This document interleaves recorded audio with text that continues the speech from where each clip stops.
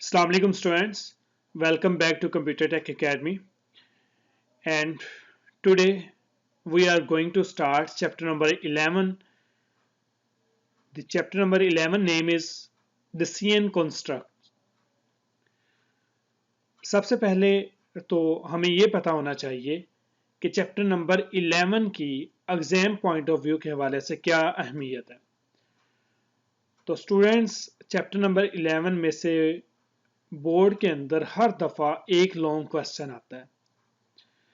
जैसा कि आप सब स्टूडेंट जानते हैं कि हमने सी लैंग्वेज की सीरीज स्टार्ट की हुई है और सी लैंग्वेज में से 50 नंबर का पेपर आना है बोर्ड में।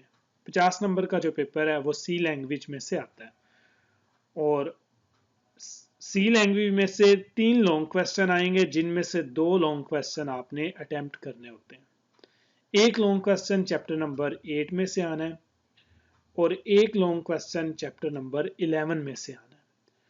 तो स्टूडेंट्स अगर आप ये वीडियो अच्छे तरीके से सुनेंगे, प्रैक्टिस करेंगे, देन आप एक लॉन्ग क्वेश्चन इजीली अटेम्प्ट कर सकते हैं। चलें स्टार्ट करते हैं। सबसे पहले शॉर्ट क्वेश्चन, बहुत दफ़ा एग्जाम में ये शॉर्ट क्वेश्चन आया हुआ है। Define relational operator. Relational operator क्या होता है? प्रीवियस वीडियो के अंदर हमने ऑपरेटर की डेफिनेशन पढ़ी है कि ऑपरेटर क्या होते हैं। Operator are the symbols that are used to perform different type of calculations on the variables. Operators क्या होते हैं? Symbols होते हैं जो different type की calculations को perform करने के लिए इस्तेमाल किए जाते हैं। अब relational operator कौन से होते हैं? Relation हमें पता है relation क्या होता है कि दो वेरिएबल के दरमियान क्या रिलेशन है, क्या तल्लक है। तो ऐसे ऑपरेटर जो दो वेरिएबल्स के दरमियान रिलेशन को बताए उन्हें हम रिलेशनल ऑपरेटर बोलेंगे। क्लियर है? चलिए हम पढ़ते हैं, मजीद क्लियर हो जाएगा। और how many relational operator are available in C, और सी लैंग्वेज के अंदर कितनी तरह के रिलेशनल ऑपरेटर पाए जाते हैं। आल्सो डिस्क्राइब रिलेशनल एक्सप्रेशन, और रिलेशनल एक्सप्रेशन क्या होती है। चलें स्टूडेंट, जब भी ये क्वेश्चन आए, शॉर्ट क्वेश्चन आएगा, आपने रिलेशनल ऑपरेटर की डेफिनेशन लिख देनी है। तो क्या लिखेंगे? Relational operator are the operator that are used to define the relationship between the variables is called relational operators. और कितनी तरह के relational operator होते हैं? There are 6 type of relational operators available in this C language. And relational expression क्या होती है? An expression that contain relational operator is called relational expression. एक ऐसी expression जिसके अंदर relational operator यूज किए गए हों उन्हें हम relational expression बोलेंगे। तो ये इसका आंसर है। Clear है students? A relational operator is a symbol that is used to compare two values of the same type. The result of the comparison is true or false. The relational operator are used to specify condition in the program. The relational operator also known as comparison operator. अब देखें ये दो variables हैं ए और B. अब इनके दरमियान क्या रिलेशन है, किस तरह डिफाइन करेंगे, वो रिलेशनल ऑपरेटर की मदद से करेंगे। तो रिलेशनल ऑपरेटर कितनी तरह के होते हैं? 6 तरह के रिलेशनल ऑपरेटर होते हैं। क्लियर? ये एमसीक्यूज आएगा। या तो ए बी के इक्वल है, या ये 6 टाइप के रिलेशनल ऑपरेटर हैं। मीन ये दो वेरिएबल्स या तो इक्वल हो सकते हैं या नॉट इक्वल हो सकते हैं, या ए ग्रेटर देन बी हो सकता है, या ए स्मॉलर देन बी हो सकता है, या A greater than equal to B हो सकता है, और या ए ग्रेटर देन और less than and equal to B हो सकता है। तो ये क्या होते हैं? 6 रिलेशनल ऑपरेटर सी लैंग्वेज के अंदर मौजूद होते हैं। अब रिलेशनल एक्सप्रेशन कौन सी होती है? The expression that contain relational operator is called relational expression. ये मैंने आपको बता दिया। अब ये देखें, ए इज ग्रेटर देन सी, ये क्या है? ये हमारे पास एक एक्सप्रेशन है, और कौन सी एक्सप्रेशन है? रिलेशनल एक्सप्रेशन है। क्यों? क्योंकि दो वेरिएबल्स के दरमियान रिलेशनशिप बताया जा रहा है, और ऐसी एक्सप्रेशन जिसके अंदर दो वेरिएबल्स के दरमियान रिलेशनशिप बताया जाए उसे हम रिलेशनल एक्सप्रेशन बोलते हैं। The expression that contain relational operator is called relational expression. Done? चलें स्टूडेंट्स सेकंड क्वेश्चन की तरफ चलते हैं। ये शॉर्ट क्वेश्चन आएगा, what are the logical operators. Discuss different logical operator available in C.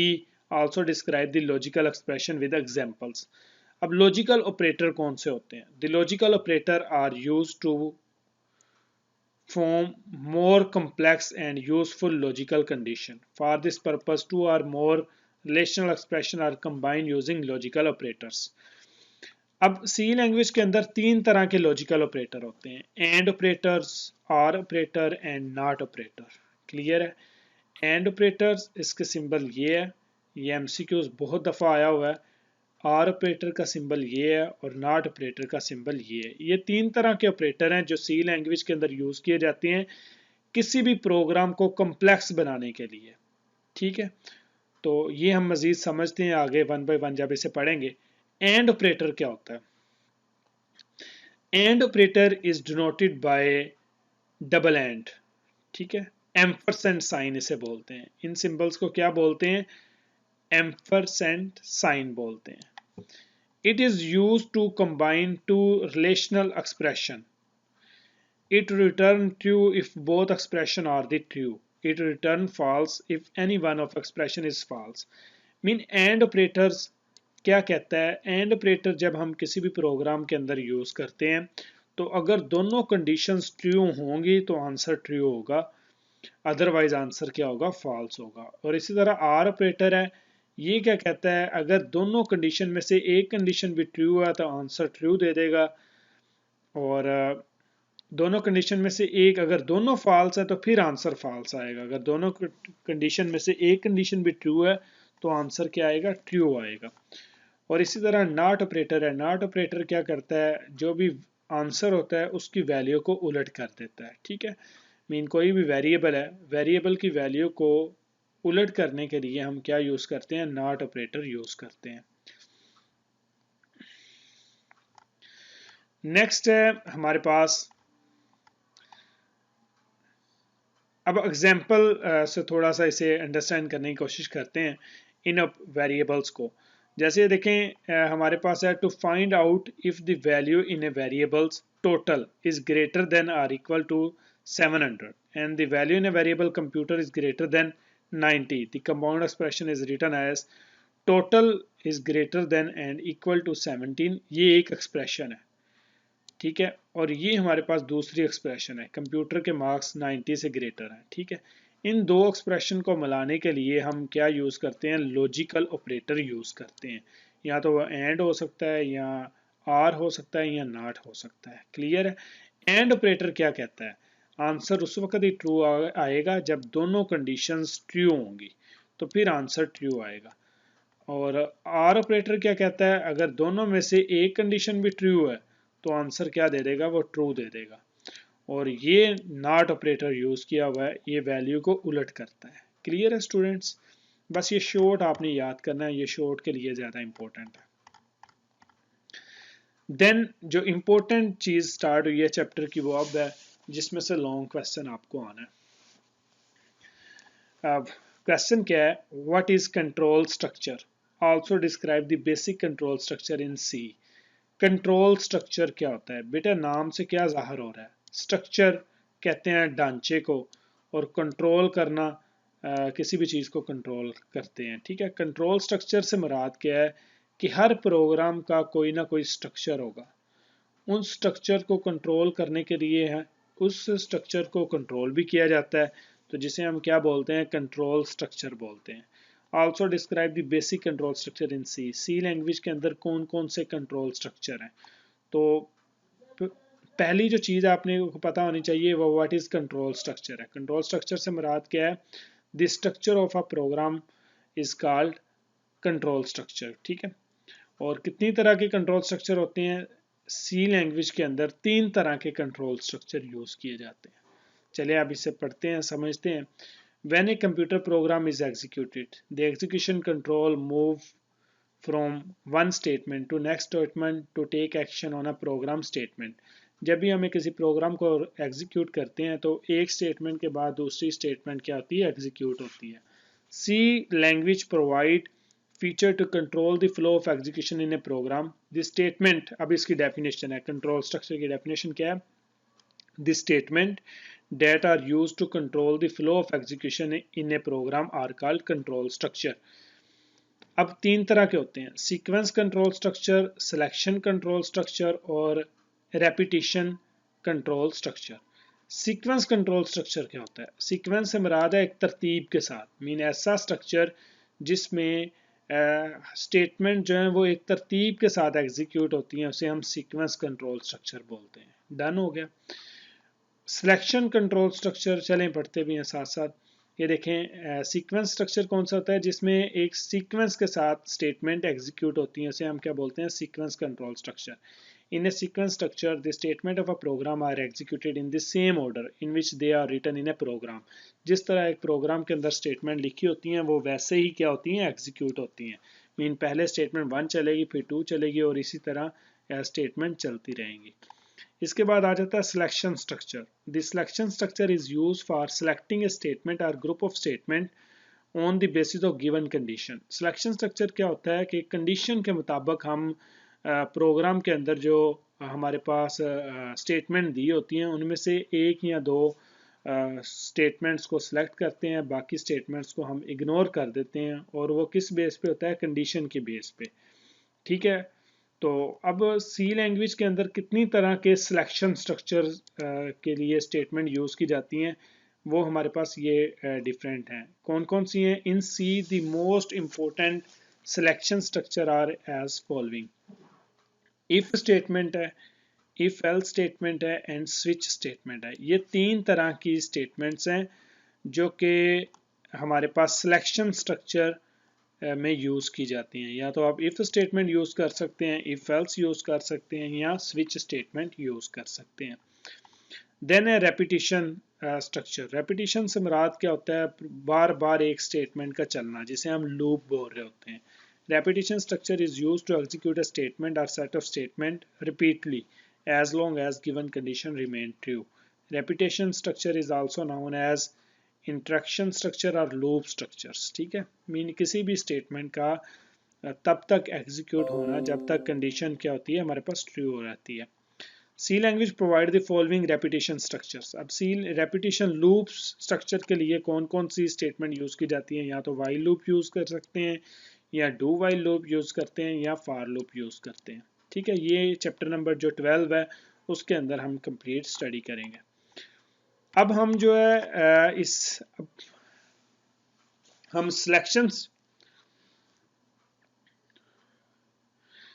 Students, अब हम सिलेक्शन स्ट्रक्चर्स को दोबारा एक दफ़ा देख लेते हैं। सिलेक्शन स्ट्रक्चर क्या होता है कि प्रोग्राम में जो स्टेटमेंट यूज़ की गई होती हैं, इन स्टेटमेंट में से एक या दो स्टेटमेंट को एग्जीक्यूट करना अकॉर्डिंग टू कंडीशन। मतलब कंडीशन ट्रू है तो स्टेटमेंट चले, अदरवाइज ना चले। ठीक है, तो इसके लिए क्या यूज़ की जाती हैं? सिलेक्शन स्ट्रक्चर इसे बोलते हैं। और सिलेक्शन स्ट्रक्चर के लिए कौन कौन सी स्टेटमेंट यूज़ की जाती हैं? ये 3 तरह की स्टेटमेंट यूज़ की जाती हैं, if statement, if else and switch. चलें अब वन बाय वन हम इसे पढ़ते हैं। ओके स्टूडेंट्स, सबसे पहले तो आपको ये पता होना चाहिए कि पेपर में क्वेश्चन किस तरह आएगा। तो पेपर में क्वेश्चन आएगा व्हाट इज इफ स्टेटमेंट। आपने इफ स्टेटमेंट की डेफिनेशन लिखनी है, explain its working with flow chart. Flow chart बनाना है और उसकी वर्किंग बतानी है, एंड सिंटैक्स लिखना है और एक प्रोग्रामिंग एग्जांपल आपने देनी होती है इसे एक्सप्लेन करने के लिए। डन है, तो ये आपने अच्छे तरीके से करना है। हम क्या करेंगे, एक स्टेटमेंट को मैं आपको बताऊंगा कि पेपर में किस तरह लिखना है इसे, और एक सी प्रोग्राम भी करूंगा ताकि आपकी प्रैक्टिस के लिए याद भी हो जाए प्रॉपर। चलें, इफ स्टेटमेंट क्या होती है। सबसे पहले स्टूडेंट्स आपको मैं कंसेप्ट बता दूं कि इफ स्टेटमेंट कब यूज की जाती है। बेटा पहले आपको ये पता होना चाहिए कि इफ स्टेटमेंट ये one way decision making statement है। इफ स्टेटमेंट क्या है? One way decision making. अब इसका मतलब क्या है?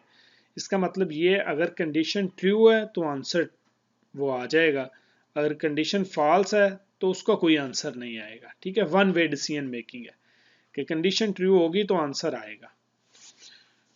तो इफ स्टेटमेंट क्या होती है? If statement is a simplest form of selection structure. It is a decision making statement. It is used to execute or ignore a statement or set of statement after the testing a condition. The if statement evaluates the condition if the given condition is true.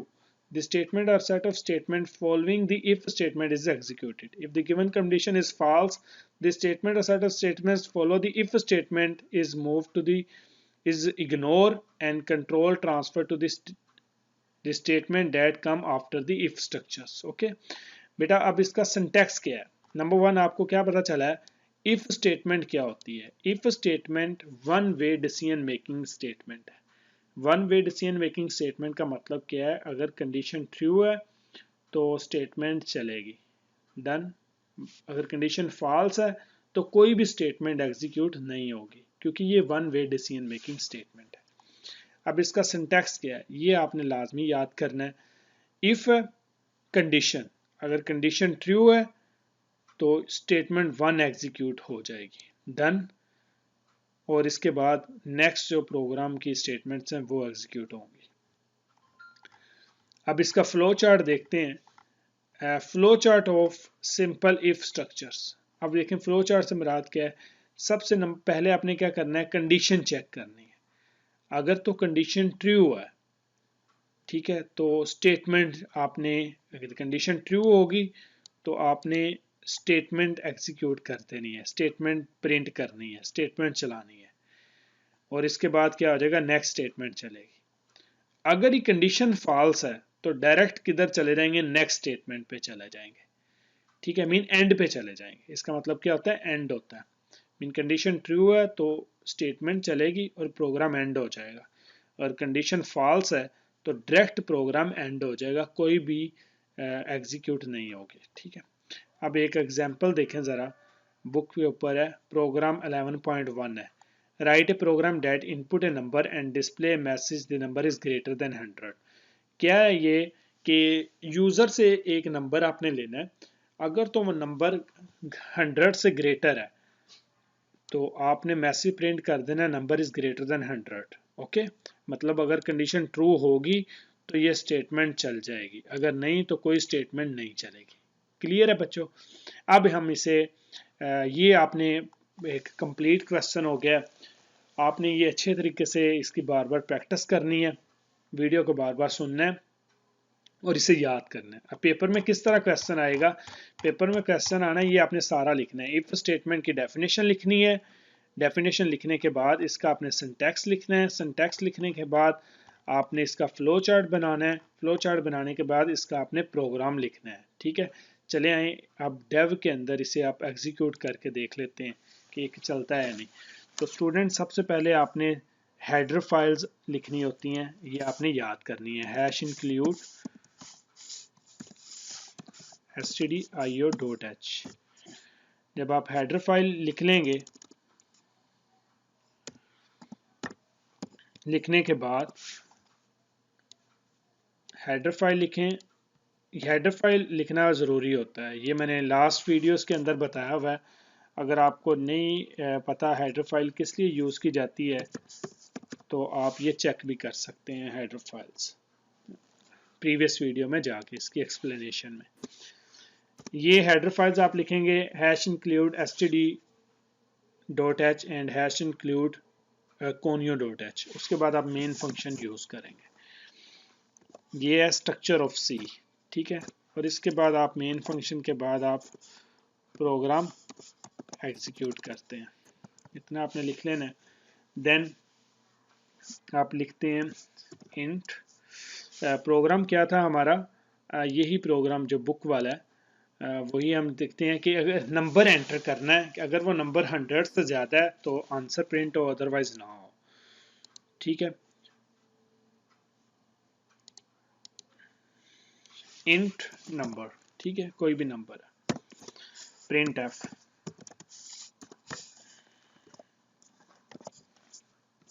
Enter any number,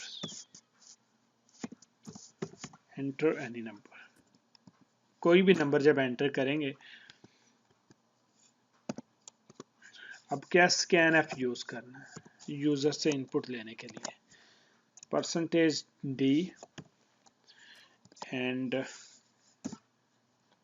ampersand sign and.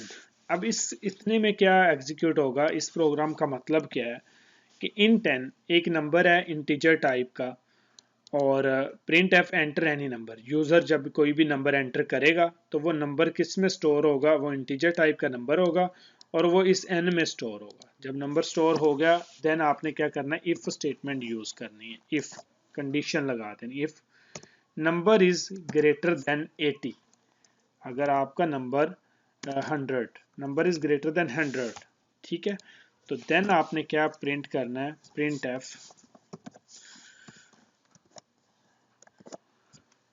Number is greater than 100, ठीक है, ये answer आ जाना चाहिए। ठीक है, तो ये क्या है, हमारा इफ स्टेटमेंट है।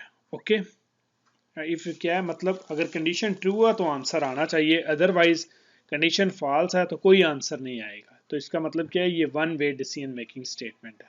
चलें सबसे पहले इसे सेव करते हैं। आप इफ स्टेटमेंट की मदद से मैं सेव कर लेता हूँ एंड अब इसे रन करने की कोशिश करते हैं।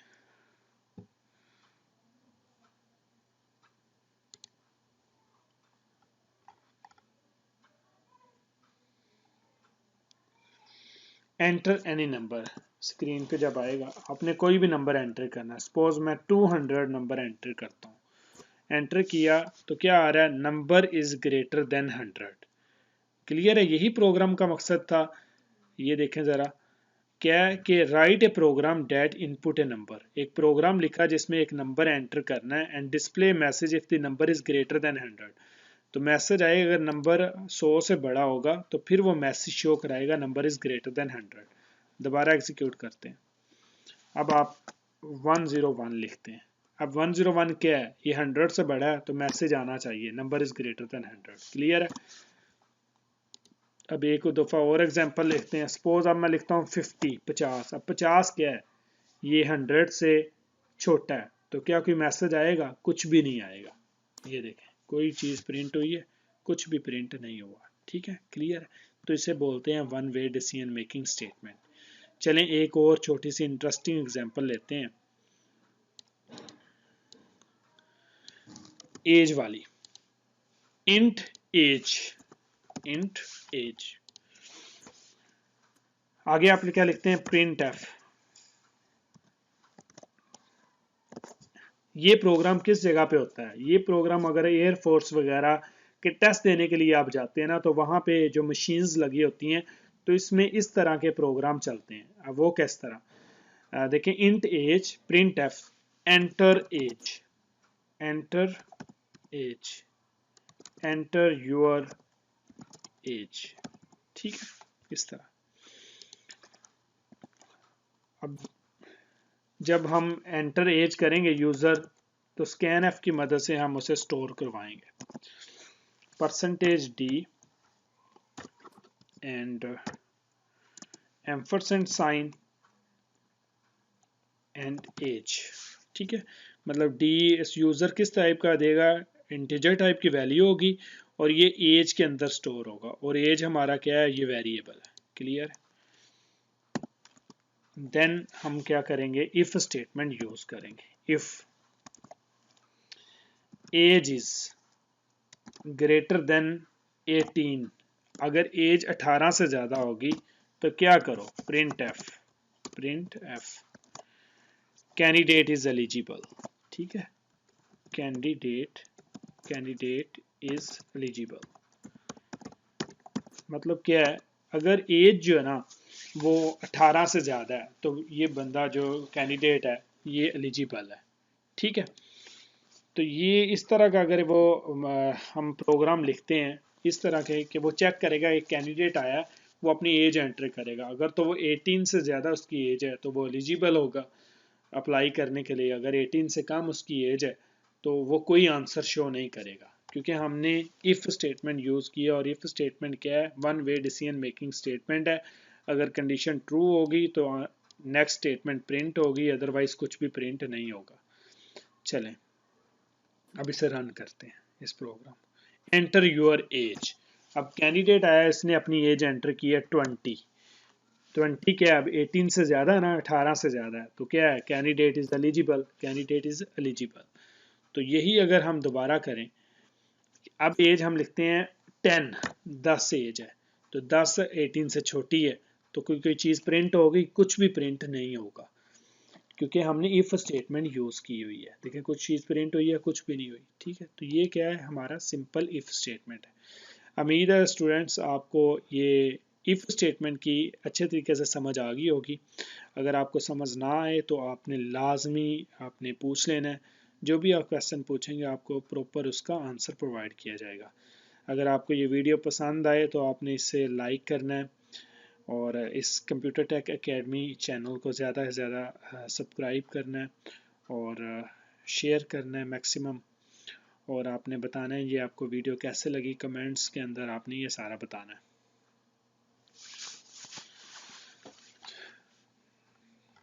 चलें स्टूडेंट्स, नेक्स्ट जो है वो इफ एल्स स्टेटमेंट यूज करेंगे कि इफ एल्स स्टेटमेंट्स क्या होती है। देखें स्टूडेंट्स, जो प्रीवियस हमने इफ स्टेटमेंट पढ़ी है, अगर आपने इफ स्टेटमेंट जो है के बारे में आपको नहीं पता तो आप काइंडली प्रीवियस वीडियो वो लाजमी देख लें, इफ स्टेटमेंट वाली, जो कि one way decision making statement थी। इफ स्टेटमेंट में क्या होता था कि अगर आंसर ट्रू है, अगर कंडीशन ट्रू है तो स्टेटमेंट प्रिंट हो जाती थी, अगर कंडीशन फॉल्स है तो स्टेटमेंट कुछ भी शो नहीं करवाती थी, ठीक है। तो थोड़ा सा रिकैप करवाने के लिए मैं आपको प्रोग्राम की तरफ लेके चलता हूँ। प्रोग्राम में ये क्या थी, इफ स्टेटमेंट थी। इफ स्टेटमेंट में हमने क्या यूज़ किया है, सिर्फ ये one way decision making statement है। Int age, print F enter your age, scan F की मदद से हमने एज को स्टोर किया, और if age is greater than 80, अगर एज 80 से ज़्यादा है तो क्या करो, प्रिंट करो कैंडिडेट इज एलिजिबल, ठीक है। तो अब इसे रन करते हैं। रन किया प्रोग्राम को, देखें एज मैंने लिखी 20, 18 से बड़ी है तो क्या आ जाएगा, कैंडिडेट इज एलिजिबल। ओके, इसे कहते हैं one way decision making statement. लेकिन इसका एक इशू है बहुत बड़ा। इफ स्टेटमेंट का क्या इशू है, अगर कंडीशन ट्रू है फिर तो आंसर चलेगा, लेकिन अगर कंडीशन फॉल्स है तो कोई ना कोई चीज़ तो प्रिंट होनी चाहिए ना। मतलब देखें, एक आया कैंडिडेट, उसने अपनी एज लिखी है, सपोज ये कैंडिडेट आया, इसने अपनी एज लिखी है, उसकी एज 10 है, ठीक है। अब उसने एंटर किया तो कोई आंसर नहीं आया, तो ये क्या है, इफ स्टेटमेंट का सबसे बड़ा इशू है। यहाँ पे कुछ ना कुछ तो आना चाहिए, तो इसलिए हम क्या यूज़ करते हैं, इफ एल्स स्टेटमेंट यूज़ करते हैं। क्लियर है। इफ एल्स स्टेटमेंट, एक चीज़ तो समझ आ गई कि ये two way decision making statement है। Two way decision making statement में क्या है कि अगर कंडीशन ट्रू है तो उसकी कंडीशन एग्जीक्यूट होगी, अगर कंडीशन फॉल्स है तो उसके मुताबिक कंडीशन एग्जीक्यूट होगी। डन। चले आप इसे पढ़ते हैं। बिल्कुल वैसे ही पेपर में लॉन्ग क्वेश्चन आएगा, लास्ट टाइम लॉन्ग क्वेश्चन ये आया भी हुआ है। एक्सप्लेन इफ एल्स स्टेटमेंट, आपने इसकी डेफिनेशन लिखनी है इफ एल्स स्टेटमेंट की, देन आपने इसका सिंटैक्स लिखना है, देन आपने फ्लो चार्ट बनाना है, फिर आपने प्रोग्रामिंग एग्जांपल की मदद से इसे एक्सप्लेन करना है। चलें आप स्टार्ट करते हैं। इफ एल्स स्टेटमेंट क्या होती है, if else statement is a two way decision making statement है। Clear. If else statement is another form of if statement, it is used for making two way decision. Okay, two way decision making statement. अब इसकी syntax check करें। If है condition है, अगर condition true है तो इसकी स्टेटमेंट एग्जीक्यूट होगी, अगर कंडीशन फॉल्स है तो फिर एल्स स्टेटमेंट चलेगी, मीन दूसरी स्टेटमेंट चलाई जाती है। क्लियर। अब इसका फ्लो चार्ट ज़रा देखें। देखिए कंडीशन आई, सबसे पहले आपने कंडीशन चेक करनी है, अगर कंडीशन ट्रू होगी तो फिर ये ब्लॉक चलेगा, ये स्टेटमेंट चलेंगी और प्रोग्राम एंड हो जाएगा। अगर कंडीशन फॉल्स है तो फिर भी स्टेटमेंट चलेगी, ठीक है, और फिर प्रोग्राम क्या हो जाएगा, एंड हो जाएगा। डन।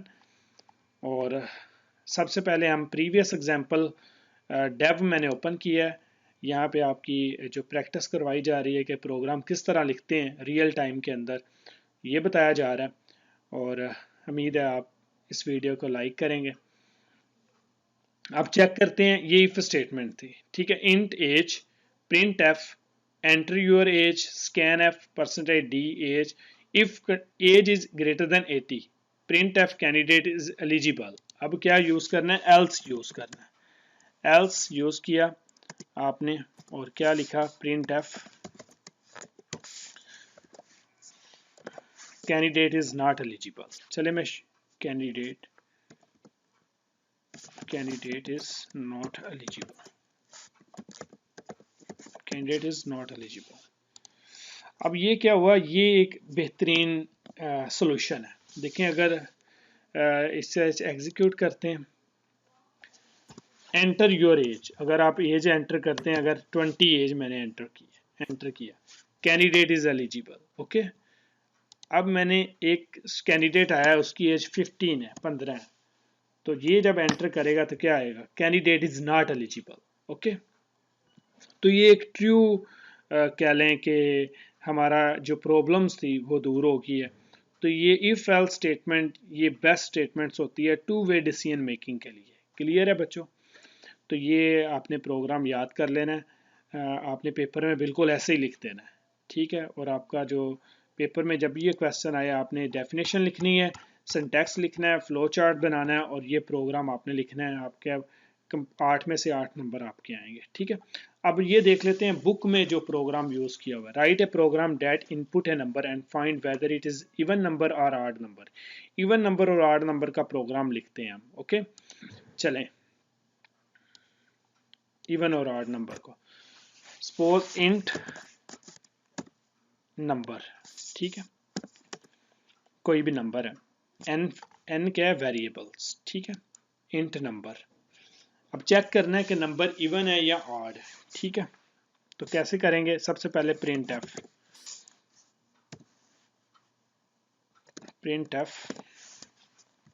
Enter any number. हम यूजर को कहते हैं कोई भी नंबर एंटर करो, हम चेक करके दिखा देंगे, हमारा प्रोग्राम बता देगा कि ये नंबर पॉजिटिव है, ये नंबर इवन है या ऑड है, ठीक है। Int n print F enter any number. अब आपने क्या करना है, स्कैन एफ यूज करना है। स्कैन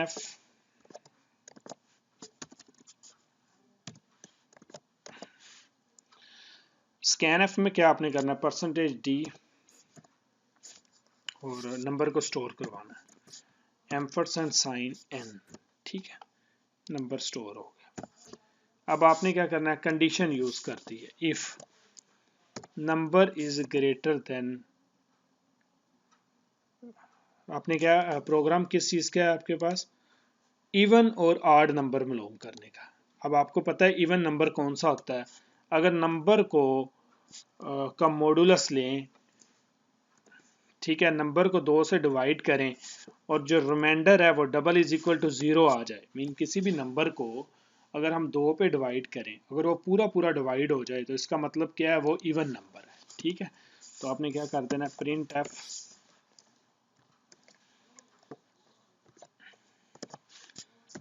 नंबर इज इवन, ठीक है। ये ऐसा प्रोग्राम है जो दुनिया का कोई भी नंबर एंटर करें तो ये बता देगा कि नंबर इवन है या ऑड है। तो अगर नंबर 2 को 2 से डिवाइड करें और ये डबल इज इक्वल टू 0 आ जाए, मतलब रिमाइंडर 0 आ जाए, तो नंबर इवन है। अदरवाइज क्या होगा, एल्स प्रिंट एफ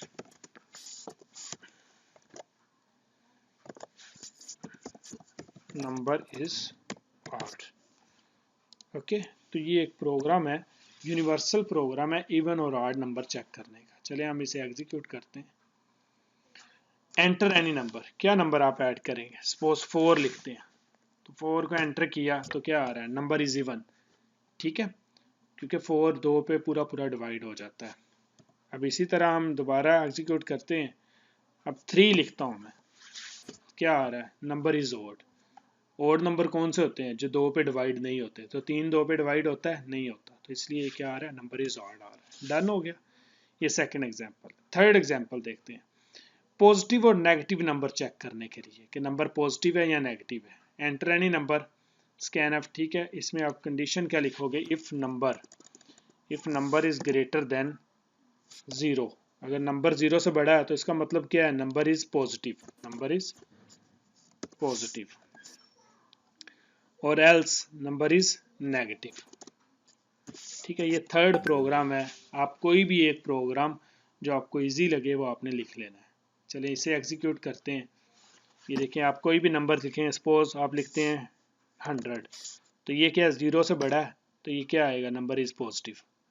ठीक है, अगर आप लिखते हो माइनस में कोई वैल्यू, ठीक है -10, तो ये 0 छोटा है तो क्या आ रहा है, नंबर इज नेगेटिव। डन।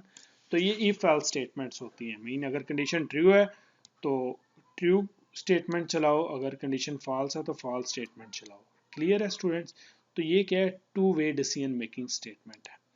उम्मीद है स्टूडेंट्स आपको ये जो हमारी वीडियो है आपको पसंद आई होगी। आपने अच्छे तरीके से इसे समझना है, इसे बार बार प्रैक्टिस करनी है। जो आपको समझ नहीं आई आपने कमेंट्स में पूछना है, इसे आपने लाइक करना है और वीडियो को शेयर करना है और इस चैनल को आपने सब्सक्राइब करना है।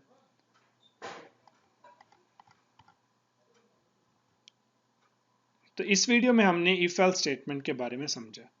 नेक्स्ट वीडियो में इंशाल्लाह हम नेस्टेड इफ के बारे में देखेंगे, स्विच स्टेटमेंट के बारे में देखेंगे, इफ एल्स इफ के बारे में देखेंगे। तब तक के लिए अपना ख्याल रखिएगा। अल्लाह हाफिज़।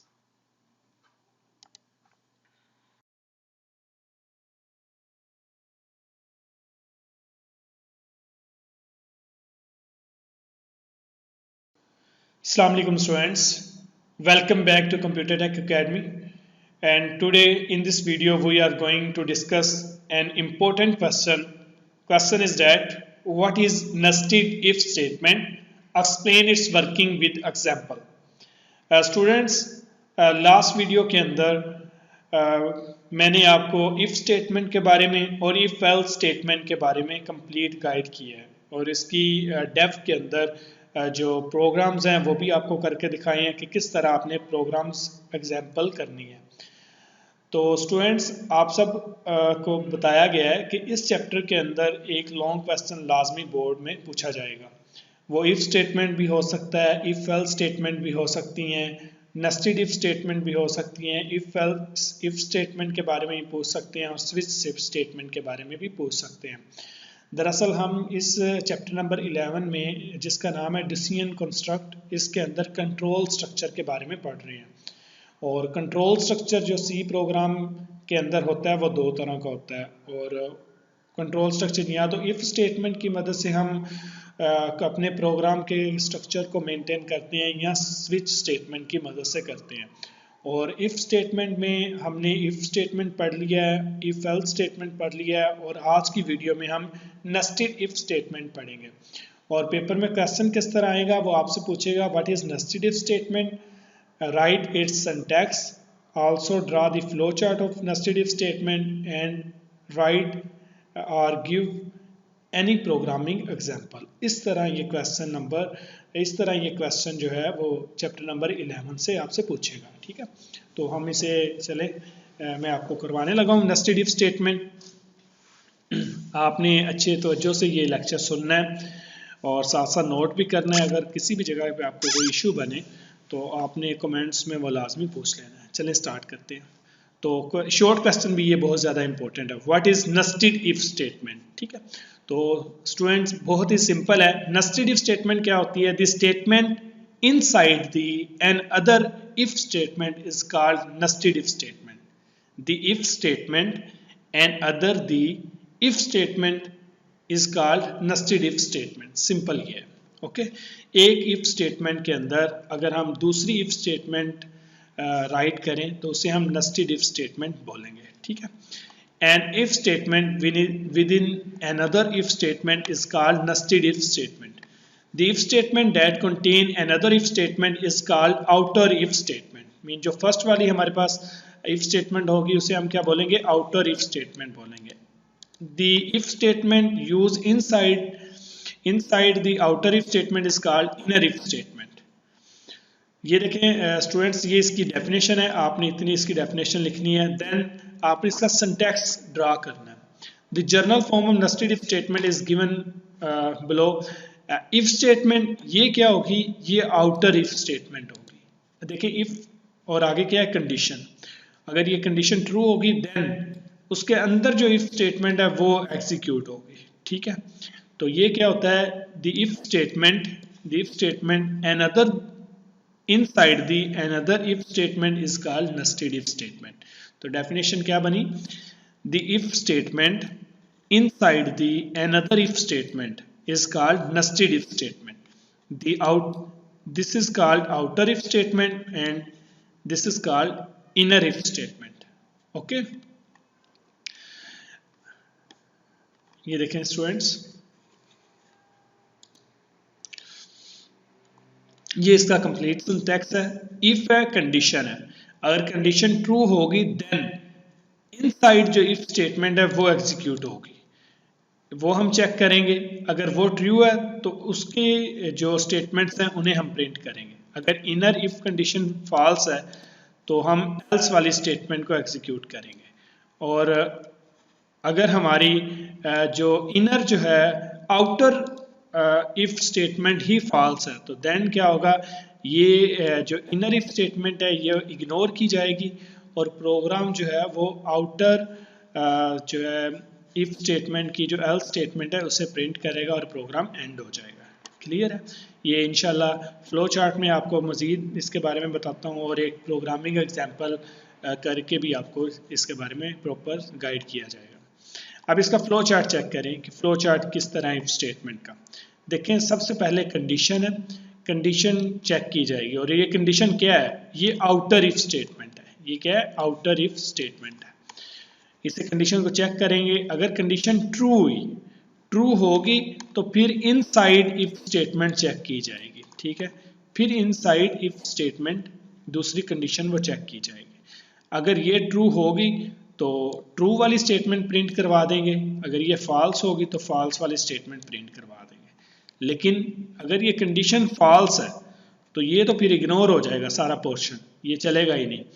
फिर क्या होगा, डायरेक्ट जो फॉल्स होगी तो डायरेक्ट जो फॉल्स वाली जो स्टेटमेंट्स है वो प्रिंट होगी और प्रोग्राम एंड हो जाएगा, ठीक है।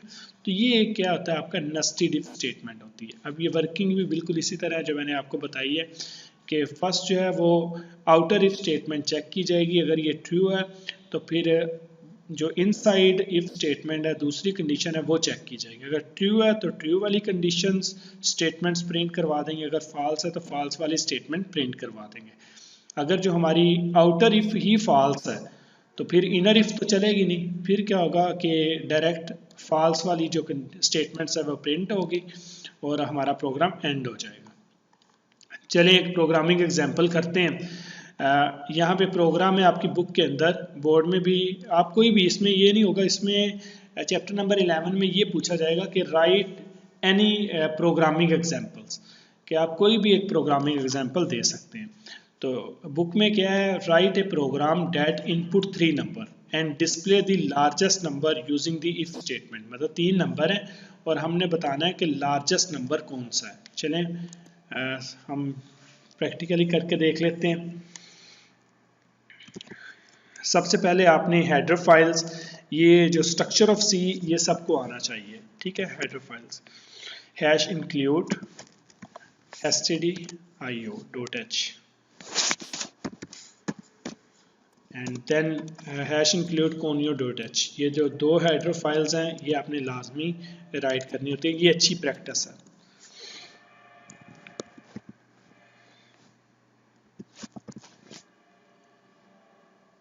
conio.h, ठीक है। और इसके बाद आपने मेन फंक्शन यूज करना है, देन आपने कर्ली ब्रैकेट्स और यहाँ body of the C program लिखनी है। क्या आपने फाइंड करना है, 3 नंबर में से लार्जेस्ट नंबर फाइंड करने का प्रोग्राम लिखना है। तो नंबर 1 इंट आप डेटा टाइप यूज करेंगे एंड हमारे पास A एक नंबर है, B एक नंबर है और C एक नंबर है, 3 नंबर्स हैं। इनमें से हमने मैक्सिमम नंबर फाइंड करना है। तो आप क्या करेंगे, print F enter first number, enter first number.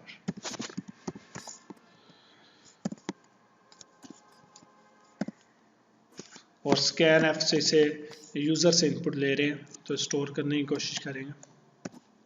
Scan f %d and %d is use for integer. अगर आपको स्टूडेंट्स ये इन चीज़ों के बारे में नहीं पता, ये फॉर्मेट स्पेसिफायर के बारे में, तो आप चैप्टर नंबर जो 10 है और इसे आप इसकी वीडियो प्रीवियस पढ़ी है, मैं लिंक में भी ये जो चैप्टर नंबर 10 है इसका वीडियो का लिंक भी डिस्क्रिप्शन में पेस्ट कर दूंगा। आप काइंडली ये वीडियो लाजमी देख लें। बोर्ड पॉइंट ऑफ व्यू के हवाले से बहुत ही इंपॉर्टेंट वीडियो है। इसमें से लाजमी शॉर्ट क्वेश्चन बहुत ज़्यादा पूछता है वो कि %d किस लिए यूज़ किया जाता है। %d is a format specifier that is use for integer type variables. Integer है ना, इंट ABC इंटीजर टाइप के वेरिएबल हैं, तो इसलिए %d फॉर्मेट स्पेसिफायर होता है। और इसके बाद एम्परसेंड साइन a, मतलब इसका क्या मतलब हुआ कि इंट ABC ये 3 वेरिएबल है। Print F enter any number, enter first number, तो फर्स्ट नंबर कीबोर्ड से यूज़र जब एंटर करेगा तो वो स्टोर किस में होगा, तो वो A में स्टोर होगा, और इसे स्कैन एफ की मदद से हम लिखते हैं। ठीक है, ये एक नंबर हो गया आपका। इसी तरह हमने तीनों नंबर्स, एंटर फर्स्ट नंबर, अब enter second number, enter second number, और सेकंड नंबर की जो वैल्यू होगी ये B में स्टोर की जाएगी। और इसी तरह एंटर थर्ड नंबर, और इसकी जो वैल्यू होगी ये हमने C में स्टोर करनी है। ठीक है, इसी तरह ये देखें फर्स्ट नंबर भी हो गया, सेकंड भी हो गया, थर्ड भी हो गया। नाउ अब हम नेस्टेड इफ स्टेटमेंट को देखते हैं किस तरह यूज़ की जाती है। देखिए इफ स्टेटमेंट, इफ आप यूज़ करेंगे इन्हें, इसे हम क्या बोलेंगे, outer if statement. If A is greater then B, अगर A, ये 3 नंबर है ना, 3 नंबर में से हमने ग्रेटर नंबर फाइंड करना है, तो ग्रेटर नंबर कैसे फाइंड करेंगे, A कब ग्रेटर होगा, अगर A B से भी बड़ा हो और C से भी बड़ा हो, तो इसका मतलब क्या है, A B और C दोनों से बड़ा है, तो A is a greater number. Simple concept ये है। चले देखते हैं if A is greater then B, अगर ये कंडीशन ट्रू है तो फिर क्या होगा, फिर इफ स्टेटमेंट एग्जीक्यूट होगी। फिर क्या होगी, इफ स्टेटमेंट एग्जीक्यूट होगी, और A is greater then C। देखें A ग्रेटर देन B भी है, A ग्रेटर देन C भी है, तो सिंपल सी बात है, प्रिंट कर दो, print F A is greater, A is greater.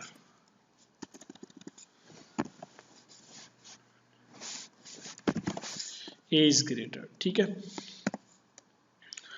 Okay. तो देखें इफ A B से ही बड़ा है, A C से ही बड़ा है, तो इसका मतलब क्या है, A ग्रेटर है। तो अगर A जो है वो B से बड़ा है, ये कंडीशन ट्रू है, लेकिन A जो है वो C से छोटा है, तो इसका मतलब क्या हुआ, C जो है वो A से बड़ा है। अगर C A से बड़ा है तो C क्या होगा, फिर B से भी बड़ा है, क्योंकि B ऑलरेडी A से छोटा है। ठीक है, तो फिर क्या होगा, एल्स हम यूज करेंगे, else print F and C is greater. Students दोबारा समझ लें, देखें कंडीशन क्या लगाई हमने, if A is greater then B, अगर A B से बड़ा है, अगर ये कंडीशन ट्रू है देन इनर इफ स्टेटमेंट चलेगी। If A is greater then C, अगर ये भी ट्रू है, A B से ही बड़ा है, C से ही बड़ा है, इसका मतलब क्या है, A इज ग्रेटर, ये प्रिंट हो जाएगी और प्रोग्राम आपका एंड हो जाएगा। लेकिन अगर ये गलत हो, इनर स्टेटमेंट क्या है, इफ गलत है, तो फिर एल्स चलेगी। ठीक है, इसका मतलब क्या है, A जो है वो C से छोटा है, मतलब C is greater then A। अगर C A से बड़ा है तो ऊपर हमने बताया हुआ है A is greater then B, अगर C A से बड़ा है तो इसका मतलब डेफिनेटली वो B से ही बड़ा होगा, तो इसका मतलब जब C A से ही बड़ा है, B से भी बड़ा है, तो फिर क्या होगा, C इज ग्रेटर होगा। डन। ये क्या होगा, ये इसे हम बोलते हैं इनर इफ स्टेटमेंट। ठीक है, ये जो होता है ना इतना, ये आपका क्या होगा, इनर इफ स्टेटमेंट होगी, और ये आपकी क्या है, आउटर इफ स्टेटमेंट है। इसके बाद आपने क्या यूज करना है, एल्स स्टेटमेंट यूज करनी है, एल्स, फिर कंडीशन लगाएंगे इफ, मतलब अब क्या है कि पहली कंडीशन ही फॉल्स हो जाए, मतलब इफ जो हमने फ्लो चार्ट में अभी पढ़ा है ये, कि अगर पहली कंडीशन ही फॉल्स होगी है तो फिर क्या होगा, ब्लॉक 3 एग्जीक्यूट होगा। तो अगर पहली कंडीशन ही क्या हो जाए, फॉल्स हो जाए, mean A is greater then B, यही गलत हो जाए, तो इसका मतलब क्या होगा, b is a greater than b गलत है, तो इसका मतलब क्या है, बी ग्रेटर देन ए है। अगर बी ए से बड़ा है तो फिर क्या होगा, डेफिनेटली हम दूसरा लिखेंगे कि b is greater than c, मतलब ये कंडीशन गलत है। If a is greater than b गलत है, तो इसका मतलब क्या है, बी ए से बड़ा है। अगर बी ए से बड़ा है तो दूसरी कंडीशन हम चेक कर लेते हैं, क्या बी सी से भी बड़ा है। अगर बी सी से भी बड़ा है तो फिर क्या करो, प्रिंट कर दो, printf B is greater, ठीक है। और एल्स क्या करेंगे, C is greater, print F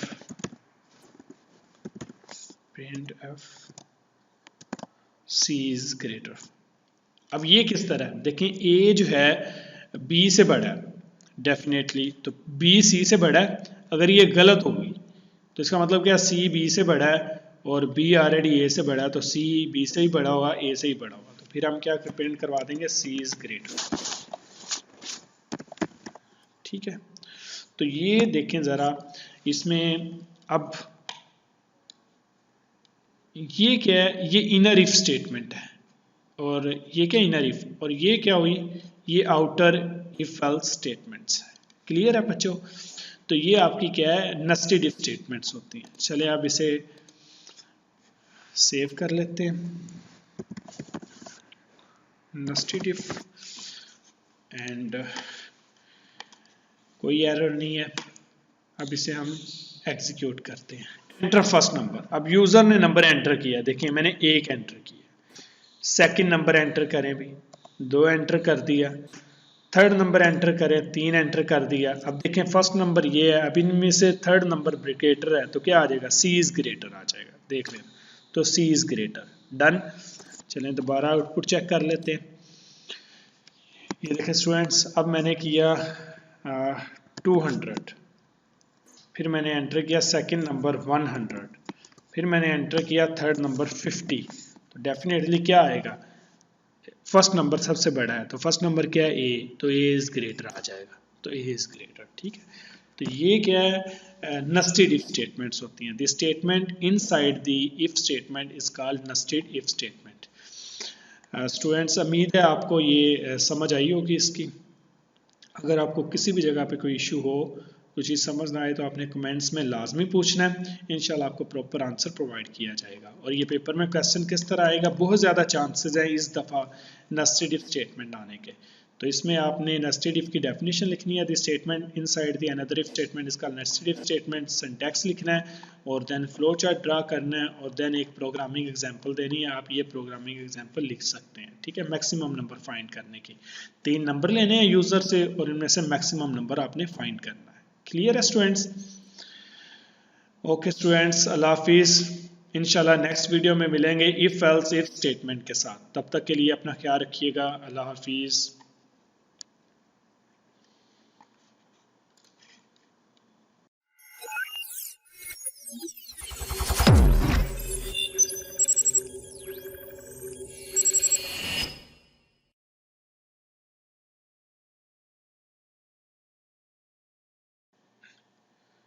Assalamu alaikum students, welcome back to Computer Tech Academy, and today we will learn about if else if statement.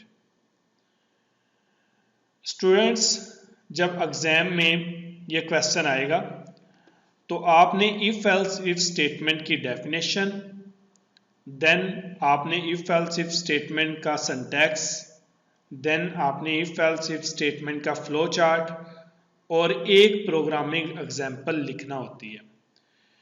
ये 8 marks का question आएगा। आप students ने इस क्वेश्चन को अच्छे तरीके से सुनना है, समझना है और साथ साथ नोट करना है। और जिस जगह पे आपको कोई भी इशू आए, कोई क्वेश्चन हो, कोई प्रॉब्लम बने, आपने फ़ौरन कमेंट्स में वो चीज़ पूछनी है। इंशाल्लाह आपको फौरी उसी वक्त प्रॉपर रिप्लाई मिलेगा। चलें स्टार्ट करते हैं। Number 1, if else if statement किस लिए यूज की जाती है? स्टूडेंट्स, जब आपके पास मल्टीपल कंडीशंस को चेक करना हो, जब आपने मल्टीपल कंडीशंस को चेक करना हो तो उसके लिए आप इफ एल्स इफ स्टेटमेंट को यूज करते हैं। मीन देखें हमने प्रीवियस क्या पढ़ा है, इफ स्टेटमेंट के बारे में पढ़ा है। इफ स्टेटमेंट क्या होती है, one way decision making statement होती है, जिसमें एक ही कंडीशन होती है, अगर वो कंडीशन ट्रू हो तो वो उसके अकॉर्डिंग स्टेटमेंट प्रिंट होती है। फिर उसके बाद हमने पढ़ा है if else statement. If else statement क्या होती है, two way decision making statement होती है। उसमें सिर्फ दो कंडीशंस जो होती हैं वो आ सकती हैं मैक्सिमम। मीन अगर कंडीशन ट्रू है तो उसका स्टेटमेंट चलेगी, अगर कंडीशन फॉल्स है तो उसकी स्टेटमेंट चलेगी। अगर आपको इफ स्टेटमेंट के बारे में, इफ एल्स स्टेटमेंट के बारे में नहीं पता तो प्रीवियस वीडियो में ये कंप्लीट डिटेल से बताया गया है। आप उसका जो वीडियो का लिंक है वो डिस्क्रिप्शन में है, आप वहाँ से जाके चेक कर सकते हैं। देन हमने नेस्टेड इफ स्टेटमेंट के बारे में पढ़ा है। नेस्टेड इफ स्टेटमेंट क्या होती है, an if statement within another if statement is called nested if statement, जिसमें हम मल्टीपल कंडीशंस को चेक कर सकते हैं। ठीक है, लेकिन नेस्टेड इफ स्टेटमेंट की जगह पे हम इफ एल्स इफ स्टेटमेंट भी यूज कर सकते हैं, और ये बहुत ही आसान स्टेटमेंट है। और ये किस लिए यूज की जाती है इफ एल्स इफ स्टेटमेंट, जब आपके पास मल्टीपल कंडीशंस हों और आपने उन्हें चेक करना हो, देन आप इफ एल्स इफ स्टेटमेंट को यूज कर सकते हैं। चलें इसे स्टार्ट करते हैं। आप the if else if statement is also called multiple if else statement or nested if else statement. It is used to execute one block of statement from multiple block of the statement. जब आपके पास multiple blocks हों, उनमें से एक block को आपने execute करना हो, चलाना हो, फिर आप if else if statement को यूज करते हैं। In this statement, multiple condition and multiple block of statement are given. When any condition is true, इसमें मल्टीपल कंडीशन होती हैं, जब कोई भी कंडीशन ट्रू होती है, the statement associated with at that conditions are executed. तो जो कंडीशन ट्रू होगी उसके अकॉर्डिंग जो स्टेटमेंट होगी वो क्या होगी, प्रिंट होगी, और बाकी क्या होगी, इग्नोर करते जाएंगे। All other blocks of statement are ignored.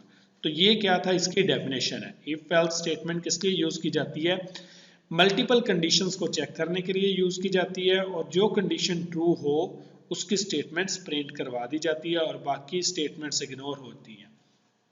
अब इसका सिंटैक्स क्या है, general syntax of nested if else structure is as following. If condition, सबसे पहले क्या करेंगे, कंडीशन चेक करेंगे। अगर कंडीशन ट्रू है तो उसका ब्लॉक प्रिंट हो जाएगा। अगर कंडीशन फॉल्स है तो फिर क्या करेंगे आप, इफ एल्स की मदद से सेकंड कंडीशन चेक करेंगे, और अगर ये भी अगर ये कंडीशन ट्रू है तो इसका ब्लॉक प्रिंट हो जाएगा। अगर ये भी कंडीशन फॉल्स है तो फिर नेक्स्ट कंडीशन चेक की जाएगी एल्स इफ की मदद से, और इसमें आप मल्टीपल कंडीशंस को चेक कर सकते हैं, और जो कंडीशन ट्रू होगी उसके अकॉर्डिंगली उसका ब्लॉक क्या हो जाएगा, प्रिंट हो जाएगा। ठीक है, और सबसे लास्ट में हम एल्स स्टेटमेंट, मीन अगर कोई कंडीशन भी ट्रू नहीं है तो फिर क्या होगा, एल्स कंडीशन को यूज करते हुए हम एंड पे स्टेटमेंट प्रिंट करवा देते हैं। ठीक है, अब इसकी फ्लो चार्ट देखें जरा। बिल्कुल वैसे ही स्टेटमेंट, आपने सबसे पहले कंडीशन को चेक करना है। अगर कंडीशन फर्स्ट कंडीशन ट्रू है तो उसकी स्टेटमेंट प्रिंट हो जाएगी और प्रोग्राम आपका एंड हो जाएगा, और अगर कंडीशन फॉल्स है तो फिर हम सेकंड कंडीशन चेक करेंगे, अगर वो ट्रू है तो उसकी स्टेटमेंट प्रिंट करवा देंगे, अदरवाइज जो थर्ड कंडीशन चेक करेंगे। मीन मल्टीपल कंडीशंस को चेक करने के लिए हम if else if statement use करते हैं, और इफ एल्स इफ स्टेटमेंट को हम मल्टीपल इफ एल्स स्टेटमेंट भी बोलते हैं और नेस्टेड इफ एल्स स्टेटमेंट भी बोलते हैं। क्लियर है, चलें अब हम प्रोग्राम की मदद से इफ एल्स इफ स्टेटमेंट को समझने की कोशिश करते हैं। अब हमारे पास एक एग्जांपल है बुक के अंदर, और आपने यही एग्जांपल बोर्ड में जब ये क्वेश्चन आए आपने लिखनी है, तो आपने अच्छे तरीके से ये समझना है। हम अभी डेव के अंदर ये प्रोग्राम को रन भी करेंगे और इसकी आउटपुट भी चेक करेंगे।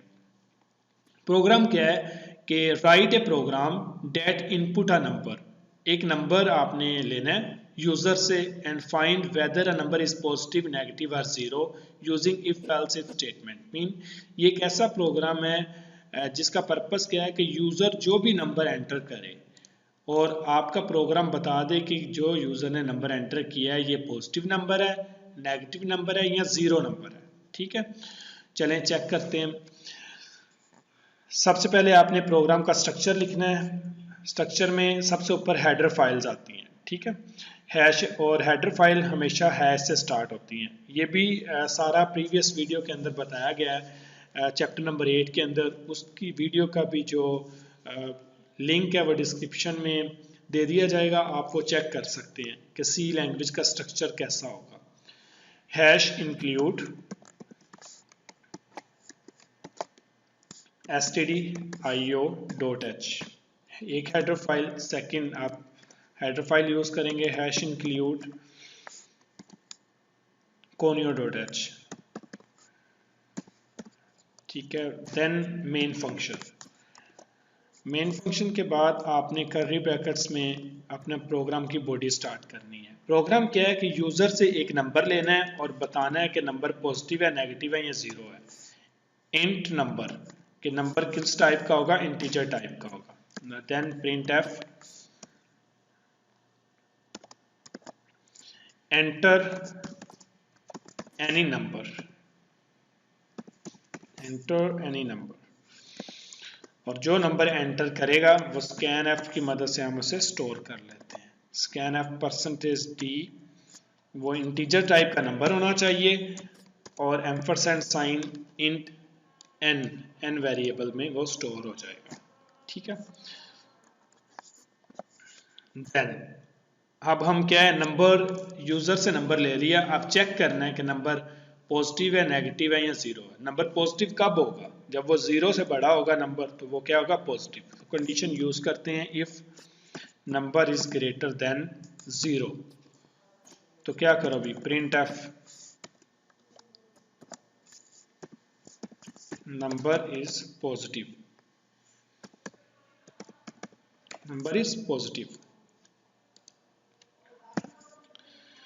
अगर ये कंडीशन फॉल्स है तो फिर हमने क्या करना है, एल्स इफ स्टेटमेंट को यूज करना है। एल्स इफ स्टेटमेंट को यूज करना है और दूसरी कंडीशन लिखनी है। नंबर एंटर किया वो जीरो से बड़ा नहीं है तो फिर क्या होगा, जीरो से छोटा होगा। अगर नंबर जीरो से छोटा है देन क्या करो, print F number is negative, number is negative. Okay,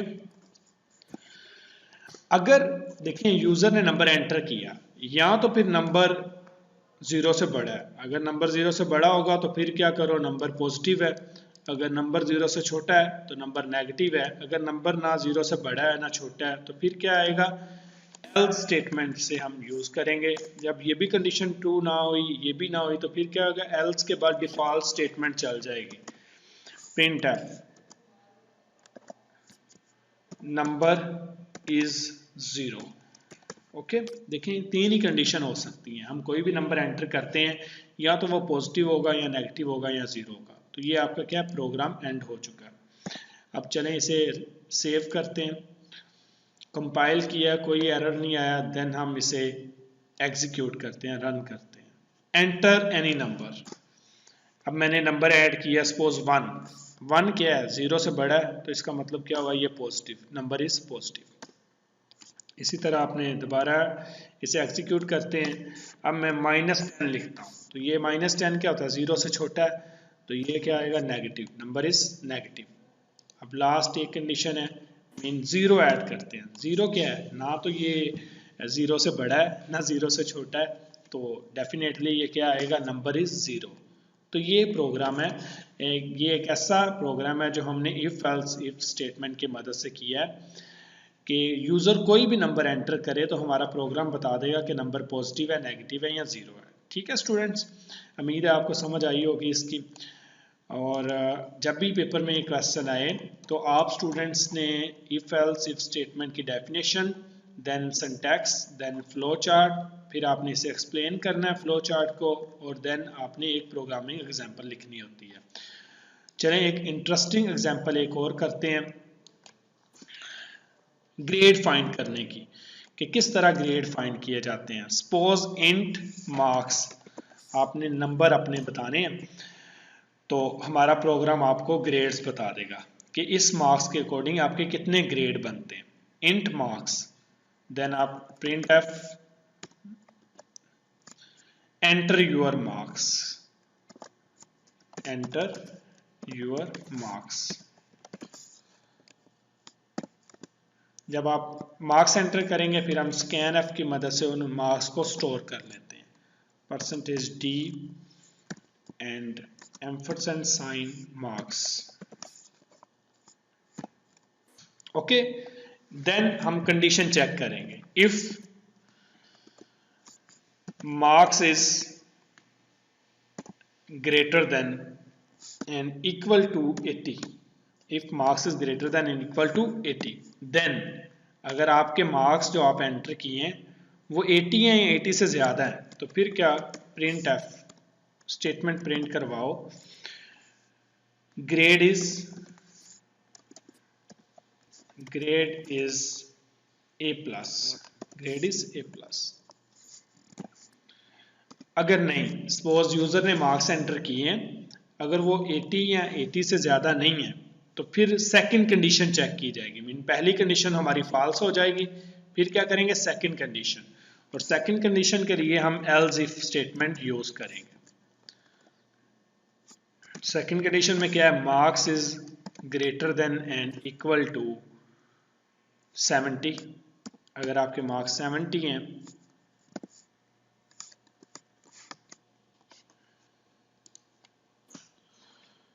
marks 70 है, देन आप क्या करो प्रिंट एफ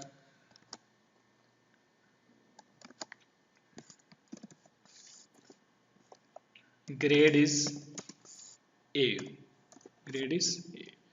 अगर आपके मार्क्स 70 हैं, 70 ज्यादा है, तो आपका ग्रेड ए होगा। अगर फर्स्ट कंडीशन भी फॉल्स है, सेकंड कंडीशन भी फॉल्स है, तो फिर थर्ड कंडीशन हम चेक करेंगे। तो समझ आई स्टूडेंट्स कि इफ एल्स इफ स्टेटमेंट किस लिए यूज की जाती है, जब आपके पास मल्टीपल कंडीशन को आपने चेक करना हो, तो फिर आप इफ एल्स इफ स्टेटमेंट को यूज करते हैं। मार्क्स अब हम क्या करते हैं, मार्क्स 60, मार्क्स 60 होगा तो ग्रेड क्या होंगे, बी होगा। अगर आपके मार्क्स 50 हैं तो देन ग्रेड आपका सी होगा। अगर आपके मार्क्स 40 हैं देन ग्रेड आपका डी होगा। देखिए मल्टीपल कंडीशन है, मीन देखें यूजर ने मार्क्स एंटर किए हैं, यहाँ तो मार्क्स 80 हैं, पहली कंडीशन चलेगी रिजल्ट आ जाएगा। अगर पहली कंडीशन फॉल्स है फिर दूसरी कंडीशन चलेगी, अगर दूसरी कंडीशन ठीक है तो रिजल्ट आ जाएगा, अदरवाइज थर्ड कंडीशन, फिर फोर्थ कंडीशन, फिफ्थ कंडीशन, और जितनी भी कंडीशंस हैं वो आपने यहाँ पे लिखनी है यूजिंग एल्स इफ स्टेटमेंट की मदद से। तो अब स्टूडेंट्स आपको क्लियर हो गया होगा कि जब मल्टीपल कंडीशंस को एवेल्युएट करना हो तो हमारे पास बेस्ट सोल्यूशन क्या होता है, इफ एल्स इफ स्टेटमेंट को यूज किया जाता है उस वक्त। अगर हमारे पास मार्क्स जो हैं वो 33 हैं तो फिर क्या है, हम उसे 30 ग्रेटर देन 33 हैं, देन ग्रेड हम क्या बोलेंगे, ई ग्रेड। और लास्ट में देखें अब यूज़र ने ऐड नंबर एंटर किए हैं, यहाँ तो 80 है, 70 है, 60 है, 50 है, 40 है, 33 है। अगर 33 से कम होंगे तो मीन कोई भी कंडीशन ट्रू नहीं हुई ऊपर वाली, तो फिर हम क्या करेंगे, डिफ़ॉल्ट स्टेटमेंट को चलाएंगे, और डिफ़ॉल्ट स्टेटमेंट को चलाने के लिए एल्स स्टेटमेंट यूज़ की जाती है। एंड हम लिख देंगे student is fail, student is fail. Okay, तो ये एक ऐसा प्रोग्राम है जो ग्रेड फाइंड करने के लिए होता है। देखिए स्टूडेंट्स, हमने मार्क्स एंटर किए, जब स्टूडेंट मार्क्स एंटर करेगा तो कंडीशन चेक क्या होगी, जो कंडीशन ट्रू होगी वो स्टेटमेंट प्रिंट हो जाएगी। चलें इसे कंपाइल करते हैं, इसमें इशू आया प्रिंट एफ, ठीक है, प्रिंट एफ नहीं लगाया था। चलें दोबारा कंपाइल करते हैं, कोई एरर नहीं है। अब इसे एग्जीक्यूट करते हैं, देखें एंटर योर मार्क्स। अब देखें मेरे मार्क्स फर्ज करें 90 मार्क्स आए। तो जब मैंने 90 मार्क्स एंटर किए तो क्या रिजल्ट आ रहा है, ग्रेड इज A+। क्लियर। इसी तरह एक दूसरा स्टूडेंट आता है, वो अपने मार्क्स एंटर करता है, सपोज उसके मार्क्स हैं 77। तो जब एंटर किया तो क्या है, ग्रेड इज A। ठीक है। और इसी तरह कोई भी स्टूडेंट आता है, उसके मार्क्स हैं 40, उसके मार्क्स क्या हैं 40 तो क्या आएगा, ग्रेड इज D। एंड एक स्टूडेंट आता है जिसके मार्क्स हैं 25 नंबर है, तो डेफिनेटली ये क्या है, फेल। तो स्टूडेंट इज फेल। क्लियर है स्टूडेंट्स। तो ये एक इंटरेस्टिंग एग्जांपल थी जो हमने इफ एल्स इफ स्टेटमेंट की मदद से की है। तो सिर्फ बताने का पर्पज आपको क्या है कि इफ एल्स इफ स्टेटमेंट कब यूज की जाती है, जब आपके पास मल्टीपल कंडीशन को आपने चेक करना हो, तो उस वक्त आप इफ एल्स इफ स्टेटमेंट को यूज करते हैं। स्टूडेंट्स, उम्मीद है आपको ये वीडियो पसंद आई होगी। अगर आपको ये वीडियो पसंद आई है तो आपने इस वीडियो को लाइक करना है, कंप्यूटर टेक एकेडमी के चैनल को आपने सब्सक्राइब करना है और इसे आपने शेयर करना है। इंशाल्लाह नेक्स्ट मिलते हैं स्विच स्टेटमेंट के साथ। तब तक के लिए अपना ख्याल रखिएगा। अल्लाह हाफिज़।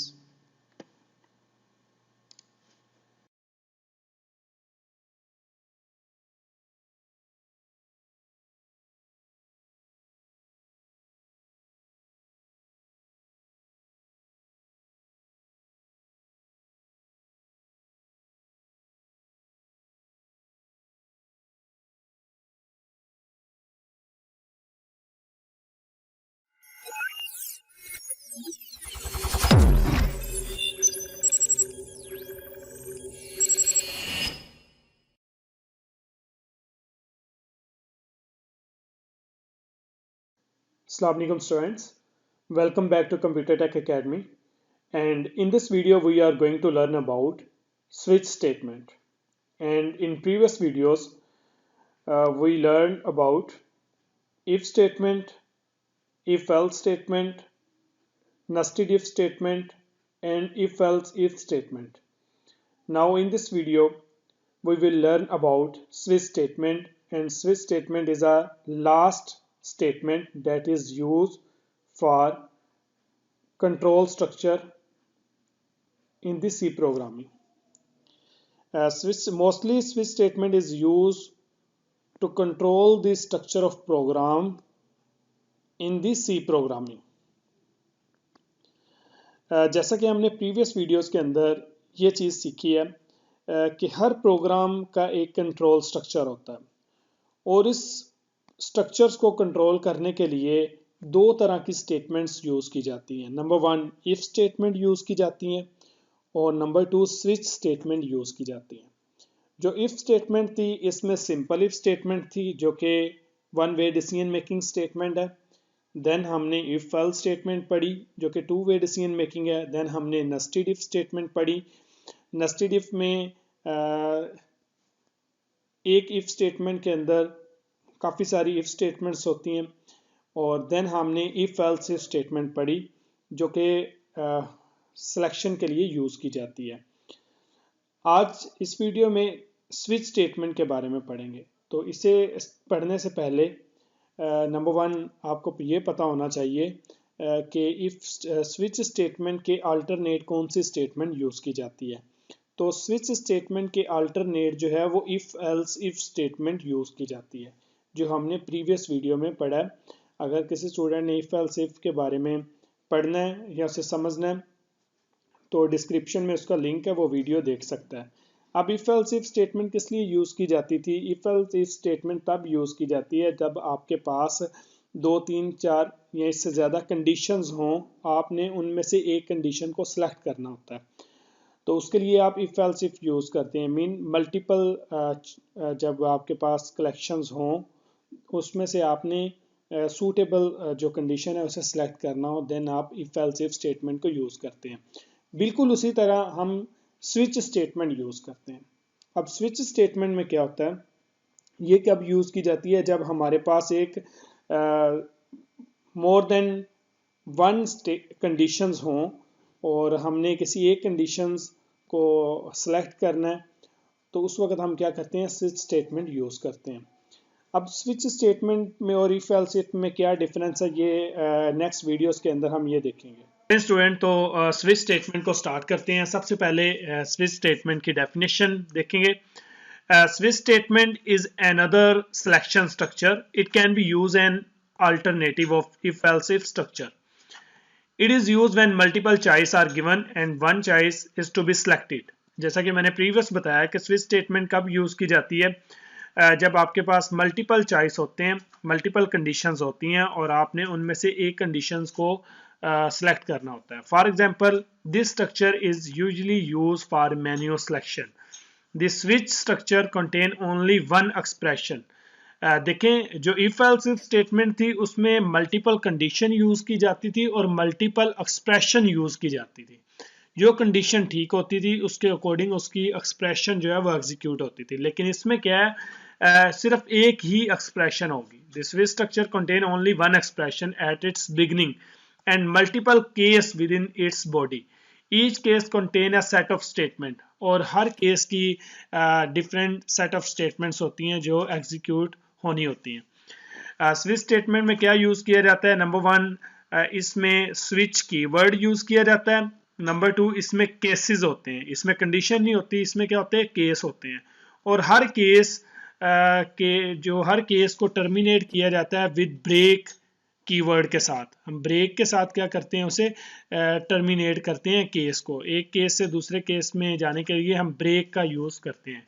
चलें अभी ये इसे भी एक्सप्लेन कर लेते हैं। The general syntax of switch structure is as following. अब इसका सिंटैक्स क्या है? स्विच आएगा, ये क्या है, कीवर्ड है। ये कीवर्ड यूज़ करते हैं स्विच स्टेटमेंट के अंदर।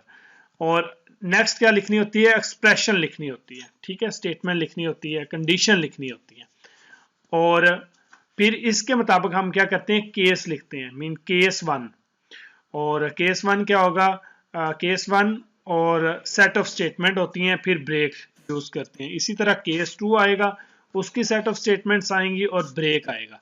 ब्रेक क्या करता है? एक केस से दूसरे केस में शिफ्ट होने के लिए हम ब्रेक यूज करते हैं, ठीक है। देखें, हर केस क्या है, हर केस के साथ ब्रेक यूज किया गया है। ये क्या करता है कि एक केस को टर्मिनेट करने के लिए यूज की जाती है ब्रेक। और सबसे लास्ट में क्या होता है? डिफॉल्ट। ये ऑप्शनल होता है, इसे यूज करें ना करें कोई बात नहीं है, लेकिन यूज किस लिए करते हैं ये बता दूं कि केस के साथ तो हम हमारी कंडीशंस होंगी, ठीक है। मीन मल्टीपल केसेस हैं हमारे पास, जो केस हम एग्जीक्यूट करना चाहते हैं वो हम एग्जीक्यूट करते हैं। सपोज एक ऐसी वैल्यू हम एंटर कर देते हैं प्रोग्राम के अंदर, जो हमारे पास जो केस, जितने भी केस होते हैं ना, इसमें से वो नहीं होती। मीन आउट ऑफ केस कोई अगर वैल्यू हम एंटर करें तो फिर क्या होगा, फिर वो बाय डिफॉल्ट वैल्यू जो होगी वो प्रिंट होगी, ठीक है। प्रोग्राम करेंगे, फ्लो चार्ट करेंगे, मजीद आपको समझ आ जाएगी। अगर आपको किसी भी चीज़ की समझ ना आए तो आपने लाजमी कमेंट्स करने हैं, इंशाल्लाह आपको प्रॉपर उसका आंसर प्रोवाइड किया जाएगा। अब इसमें स्विच क्या है? सिंटैक्स के अंदर switch is a keyword for C, it indicate the beginning of this switch structure. And expression क्या है? It is an expression, it may be a single variable और अरिथमेटिक एक्सप्रेशन। एक चीज याद रखनी है आपने, वो ये है कि इस स्विच स्टेटमेंट के अंदर इस एक्सप्रेशन में या तो इंटीजर आ सकते हैं या फिर करैक्टर आ सकते हैं, बस। इसके अलावा कोई और वैल्यू नहीं आ सकते। ना ही फ्लोटिंग पॉइंट आ सकते हैं और ना ही इसमें कोई दूसरी आप वैल्यू इसमें ऐड कर सकते हो। इसमें सिर्फ इंटीजर आएंगे और सिर्फ करैक्टर्स स्विच के अंदर यूज किए जाते हैं। The value returned by expression must be an integer or single character. It must not be double or float value or any other type of data. कोई और वैल्यू नहीं होगी। और इसी तरह आपके पास फ्लो चार्ट क्या है इसका, स्विच स्टेटमेंट का? बिल्कुल इफ एल्स इफ की तरह ही है, लेकिन उसमें क्या था, कंडीशंस थी। इसमें केस है, मीन कोई भी एक्सप्रेशन आएगी, सबसे पहले हम केस 1 चेक करेंगे। अगर केस 1 ठीक है तो ब्लॉक 1 प्रिंट हो जाएगा। देन केस 2 केस 2 है हमारे पास, अगर ये ट्रू है तो इसकी स्टेटमेंट प्रिंट हो जाएंगी। इसी तरह जितने भी केसेस हैं वो 1 बाय 1 चेक किए जाएंगे। अगर कोई भी नहीं है तो फिर डिफ़ॉल्ट केस एग्जीक्यूट हो जाता है, ठीक है। अब एक्सप्रेशन के अंदर हम अगर केस 1 लिखेंगे तो केस 1 ये देखें ना ऊपर जो एक्सप्रेशन हमने पढ़ी है, देखिए सिंटैक्स के अंदर यहाँ पे स्विच है एक्सप्रेशन, अगर मैं यहाँ पे लिखता हूँ 1 एक्सप्रेशन 1 तो क्या होगा, जस्ट केस 1 एग्जीक्यूट हो जाएगा, ठीक है, बाकी केस नहीं चलेंगे। जो एक्सप्रेशन में लिखा होगा नीचे दी हुई सिलेक्शंस के अंदर जो उसके साथ मैच करेगा वो जो केस है एग्जीक्यूट हो जाएगा, बाकी क्या होंगे इग्नोर कर दिए जाएंगे। प्रोग्राम करेंगे उससे भी क्लियर हो जाएगी चीज। अब वर्किंग क्या है, when switch statement is executed the given expression is first evaluated। जो एक्सप्रेशन हम लिखते हैं ना स्विच के अंदर वो सबसे पहले evaluate की जाएगी। the value returned by expression is compare successively with label 1 2 until match is found। Mean वो नीचे जितने भी केसेस हैं इन सब के साथ चेक किए जाएंगे और जो केस इसके साथ मैच करेगा वो क्या होगा एग्जीक्यूट हो जाएगा। If the case match with the value returned by expression, then the block of statement follow that case is executed until the break। Mean जब तक ब्रेक नहीं आएगा तब तक जितनी भी कंडीशंस होती हैं वो चलती हैं। देखें ज़रा, ये सपोज ये केस है केस 1, ये सेट ऑफ स्टेटमेंट है। अब सेट ऑफ स्टेटमेंट में अगर 5 10 जितनी भी स्टेटमेंट्स हो वो सारी एग्जीक्यूट होती हैं। कब तक एग्जीक्यूट होंगी, जब तक ब्रेक नहीं आएगा, ठीक है। ब्रेक इंडिकेट क्या करता है कि यहाँ पे ये केस आपका एंड हो चुका है, ठीक है। नेक्स्ट है हमारे पास ब्रेक स्टेटमेंट। ये शॉर्ट क्वेश्चन भी आ सकता है। Break statement is used to exit from the body of the switch structure. In the switch structure, the break statement is normally used at the end of the statement in each case. If all break statements are omitted from the switch structure, then the statement of all the remaining case that come after the match case all also be executed. Distinguish between if else if if else चलें, ये इसलिए बताया जा रहा है कि if else if और जो हमारे पास स्विच है ये अल्टरनेट यूज़ की जाती हैं। मीन आप अपनी मर्जी से इन्हें यूज़ कर सकते हैं दोनों को। आपके पास ये इनमें से होता है कि इफ एल्स इफ यूज़ करनी है तो आप इफ एल्स इफ यूज़ कर सकते हैं, स्विच यूज़ करनी है स्विच स्टेटमेंट यूज़ कर सकते हैं। और दोनों स्टेटमेंट किस लिए यूज़ की जाती हैं, जब आपके पास मल्टीपल कंडीशंस होती हैं, मल्टीपल केस होते हैं और इनमें से आपने एक को सिलेक्ट करना होता है, उस वक्त आप इफ एल्स इफ और स्विच स्टेटमेंट यूज करते हैं। अब इस क्वेश्चन में ये क्लियर हो जाएगा कि इन दोनों में से बेस्ट कौन सी है। चलें, difference between switch and nested if else if structures. Nested if else को बोलते हैं इफ एल्स इफ स्टेटमेंट बोलते हैं। क्लियर? तो चलिए ये क्वेश्चन आता है शॉर्ट एग्जाम के अंदर। स्विच स्ट्रक्चर क्या है? It is easy to use and easy to understand. Switch को समझना आसान होता है और इसे यूज करना इस्तेमाल होता है। जबकि नेस्टेड इफ एल्स या इफ एल्स इफ क्या होती है, it is complicated and it is difficult to use and understand. Second difference है it use single expression. Switch के अंदर एक ही दफा हमने एक्सप्रेशन यूज करनी है which return a single integer value और character value. It uses multiple expression and each return a true और false value. Number 3, it can be use for only simple menu selection. Switch जो है और if else if किस लिए use की जाती है, it can be use for complicated multiple choice. और नंबर 4 क्या है, it is fast because computer evaluate only one expression. Mean एक एक्सप्रेशन होती है, कंप्यूटर उसे समझता है और उस एक्सप्रेशन के अंदर जो केस होता है वो केस आपका एग्जीक्यूट हो जाता है, बाकी केस क्या हो जाते हैं, टर्मिनेट हो जाते हैं। लेकिन इफ एल्स इफ के अंदर मल्टीपल कंडीशंस होती हैं, कंप्यूटर को हर कंडीशंस को चेक करना होता है और जो कंडीशन मैच करती है वो चलती है। लेकिन जब एक एक्सप्रेशन को चेक करना और मल्टीपल एक्सप्रेशन को चेक करना तो कंप्यूटर क्या हो जाएगा, स्लो हो जाएगा। It is very slow because computer valuate more than one expressions. तो ये एक सिंपल सा इसमें डिफरेंस था, ठीक है। देन एक प्रोग्राम करते हैं स्विच स्टेटमेंट को समझने के लिए, ठीक है। यहाँ पे प्रोग्राम है, write a program that input a character and check whether it is a vowel or constant using the switch selection structure। अब ये प्रोग्राम क्या है कि यूजर कोई भी वैल्यू एंटर करे तो हमारा प्रोग्राम बताए, कोई भी करेक्टर वैल्यू एंटर करे तो हमारा प्रोग्राम बताए कि ये जो करेक्टर यूजर ने एंटर किया है ये वावल है या कांस्टेंट है, ठीक है। तो हर स्टूडेंट को पता है कि वावल्स क्या होते हैं, ए ई आई ओ यू, ये 5 होते हैं, ठीक है। A E I O you ये 5 जो अल्फ़ाबेट हैं इन्हें वोवल्स बोलते हैं और बाकी जो होते हैं अल्फ़ाबेट्स इन्हें क्या बोलते हैं, कांस्टेंट बोलते हैं। अब एक ऐसा प्रोग्राम लिखना है कि यूज़र कीबोर्ड से कोई भी कैरेक्टर एंटर करे तो हमारा प्रोग्राम उन्हें बता दे कि ये क्या है, आपने वावल्स एंटर किया है या कॉन्स्टेंट एंटर किया है। ठीक है, तो चले स्टार्ट करते हैं।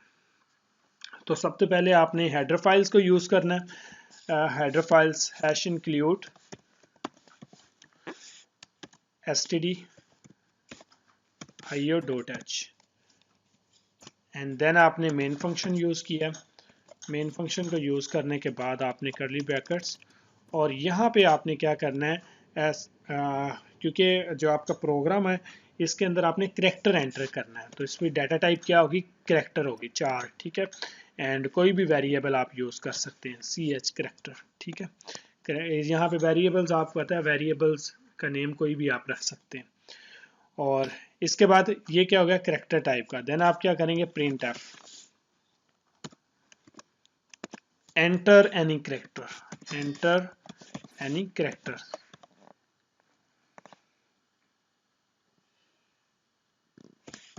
Enter any character.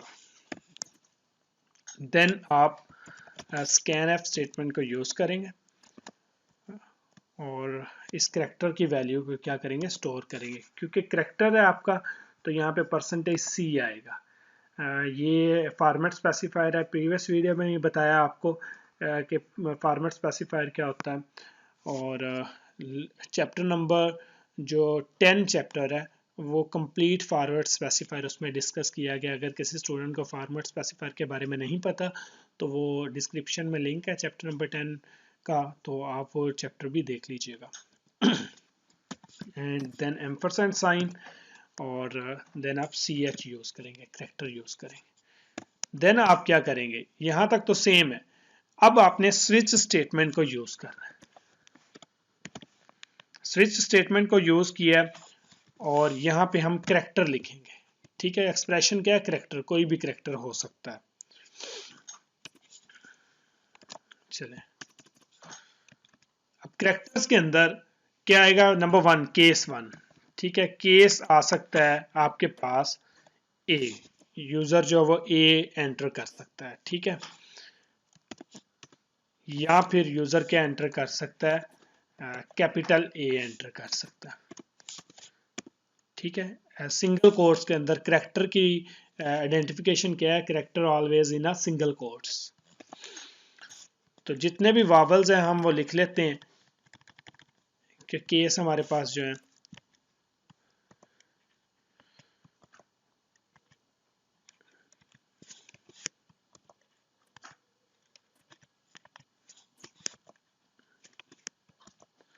चलें लिख लेते हैं। सबसे पहले ए, इसके बाद ए ई।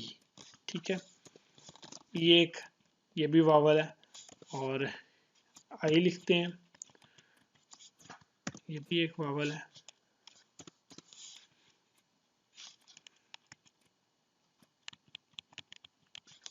ए ई आई ओ यू। ठीक है, ओ यूज करते हैं, capital O, and then last में यू करेंगे, A E I O you. ये 5 हमारे पास क्या है, वावल्स होते हैं। जब भी ये यूजर इन में से, इन केस में से कोई भी केस एंटर करता है तो क्या करो, प्रिंट एफ ये स्टेटमेंट चला दो, enter character is vowel, enter character is vowel. ठीक है, तो ये आप क्या कर सकते हैं, ये चला आप स्टेटमेंट को प्रिंट करवाएं। अगर जैसे ये एक केस आपका एंड हुआ है, ठीक है, देन आप क्या करेंगे, ब्रेक स्टेटमेंट यूज करेंगे। ब्रेक स्टेटमेंट किस लिए यूज की जाती है, इस केस से बाहर निकलने के लिए। मीन इस केस में से ए दबाई ई आई ओ यू, जो भी कीबोर्ड से करैक्टर एंटर किया जाएगा तो ये एक ही स्टेटमेंट प्रिंट की जाएगी। अगर यूजर इसमें से कोई भी करैक्टर एंटर नहीं करेगा तो फिर क्या करो, आप डिफॉल्ट स्टेटमेंट एग्जीक्यूट करवाओ, प्रिंट एफ। तो यहाँ पे डिफॉल्ट क्या आएगा, एंटर करैक्टर इज कांस्टेंट।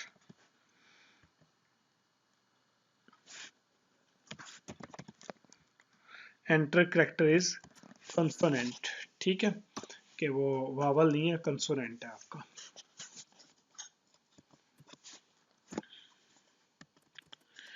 तो ये आपका एक प्रोग्राम जो है वो कंप्लीट हो चुका है। चलें अब इसे हम कंपाइल करते हैं। यहाँ पे स्विच लिखने के बाद ठीक है, अब इसे एग्जीक्यूट करते हैं। यहाँ पे क्या आ रहा है, एंटर एनी कैरेक्टर। आपने कोई भी कैरेक्टर एंटर करना है। आप कौन सा, आप लिखते हैं ए, जब ए प्रेस करते हैं तो क्या आ रहा है, एंटर कैरेक्टर इज वावल। ठीक है, फिर उसके बाद आप कोई भी कैरेक्टर एंटर करते हैं, सपोज ओ कैरेक्टर एंटर करते हैं, कैपिटल ओ, तो ये भी क्या आ रहा है, एंटर कैरेक्टर इज वावल। और अगर आप दोबारा चेक करते हैं, यहाँ पे जी करता हूँ मैं, जी करेंगे तो क्या आ रहा है, एंटर कैरेक्टर जी, क्योंकि वावल नहीं है, कॉन्सोनेंट है। तो अब क्या आ रहा है कि इसमें डिफ़ॉल्ट केस हमने यूज़ नहीं किया हुआ। ठीक है, क्योंकि ये डिफ़ॉल्ट केस यूज़ करेंगे तो फिर ही एग्जीक्यूट होगी वैल्यू। डिफ़ॉल्ट केस यूज़ करना पड़ेगा। ओके, क्योंकि ये तो केस है, डिफ़ॉल्ट केस मैंने प्रीवियस भी बताया, अगर ऐसा करेक्टर जो हमारे जो केस से आउट हो तो फिर क्या करो, डिफ़ॉल्ट वैल्यू प्रिंट होनी चाहिए। तो इसके लिए डिफ़ॉल्ट करेक्टर आपको लिखना पड़ता है।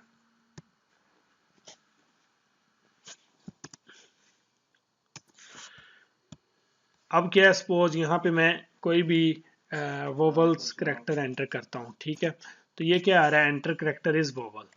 ठीक है, इसके अलावा अगर मैं कोई दूसरा करेक्टर एंटर करता हूँ जी, तो अब क्या आ रहा है, एंटर करेक्टर इज कॉन्स्टेंट आ रहा है। ठीक है, कॉन्सोनेंट आ रहा है। तो ये एक ऐसा प्रोग्राम है जो कि आप कोई भी करेक्टर एंटर करेंगे तो ये बताएगा कि आपने वोवल्स एंटर किया है या कॉन्सोनेंट एंटर किया है करेक्टर। तो ये हमने ये किसके ज़रिए से किया है, इफ़ स्विच केस की मदद से किया है आपने। ठीक है, उम्मीद है स्टूडेंट्स आपको ये वीडियो पसंद आई होगी। अगर आपको ये वीडियो पसंद आई है तो आपने इस वीडियो को ज़्यादा से ज़्यादा शेयर करना है, इस वीडियो को लाइक करना है और इस चैनल को सब्सक्राइब करना है। अगर आपको किसी चीज़ की समझ नहीं आई तो आपने कमेंट्स में लाजमी पूछना है। और ये आपका कंप्लीट चैप्टर 11 हो चुका है, और चैप्टर 11 का नाम क्या है, डिसीजन कंस्ट्रक्ट है। ओके स्टूडेंट्स, अपना ख्याल रखिएगा। अल्लाह हाफिज़।